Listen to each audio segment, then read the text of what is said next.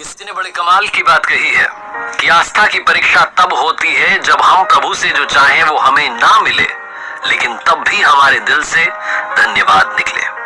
नमस्ते दोस्तों, मेरा नाम है आरजे कार्तिक। एक छोटी सी कहानी सुनाता हूँ भगवान के प्रिय भक्त की, जो मंदिर में जाता था, पूजा अर्चना करता था, भगवान के बड़ा करीब था। एक दिन उसने भगवान से कहा कि भगवान, आप कब तक यहाँ मूर्ति बन के खड़े रहेंगे? आज आप जरा घूम आइए, आपकी जगह मैं खड़ा हो जाता हूँ, अगर आप मुझे आज्ञा दें। भगवान ने कहा ठीक है, मैं चला जाता हूँ, लेकिन एक बात का ध्यान रखना, और वो एक बात ये है, शर्त ये है कि यहाँ जो भी आए दर्शन के लिए, जो भी मांगे, जो भी करे, जो भी हो, तुम कुछ मत बोलना, तुम कुछ मत करना, बस मूर्ति बनकर खड़े रहना। मैंने सबके लिए प्लान बना रखा है, योजना बना रखी है, सबका काम कर दूंगा, तुम कुछ मत बोलना।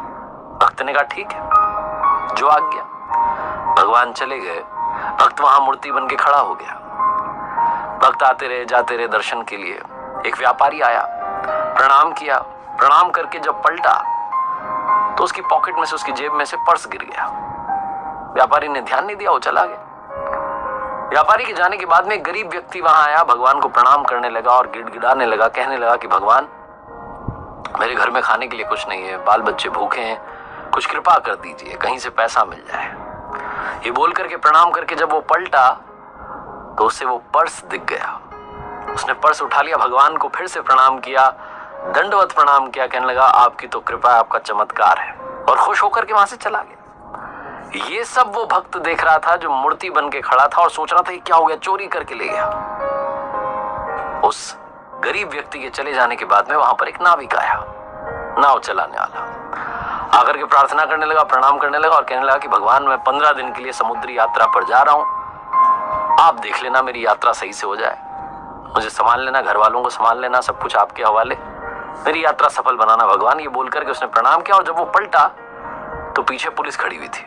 वो व्यापारी खड़ा हुआ था जिसका पर्स गिर गया था, वो आरोप लगा रहा था कि इस नाविक ने वो पर्स चुराया क्योंकि मेरे बाद में ये आया है। पुलिस वाले उस नाविक को पकड़ करके ले जाने लगे। वो नाविक बोल रहा था कि अरे मैंने कोई पर्स नहीं देखा, ही नहीं मैंने तो कोई पर्स, लेकिन पुलिस वाले सुन नहीं रहे थे क्योंकि व्यापारी का आरोप था।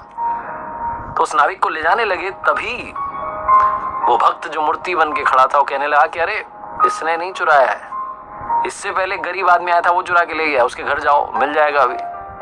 पुलिस वाले पहुंच गए उस गरीब आदमी के घर, उसके घर से पर्स मिल गया, उसको पकड़ के ले गए, जेल में बंद कर दिया।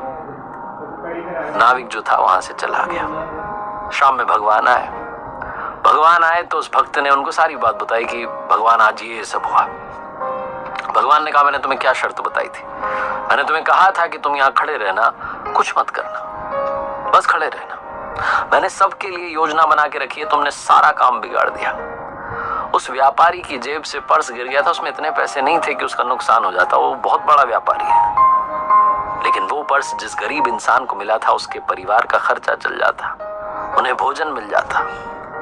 वो लेके चला गया था पर्स। उसके बाद जो नाविक आया था, वो नाविक जिस 15 दिन की यात्रा पर जाने की बात कर रहा था, वहां भयंकर तूफान आने वाला था, उसकी जान जानी पक्की थी, उसकी पत्नी विधवा हो जाती। इसीलिए मैंने योजना बनाई थी, तुमने सारा काम बिगाड़ दिया, तुमने उस गरीब आदमी को जेल में डलवा दिया, उस नाविक को यात्रा पर भेज दिया, अब उसकी जान चली जाएगी, उसकी पत्नी विधवा हो जाएगी।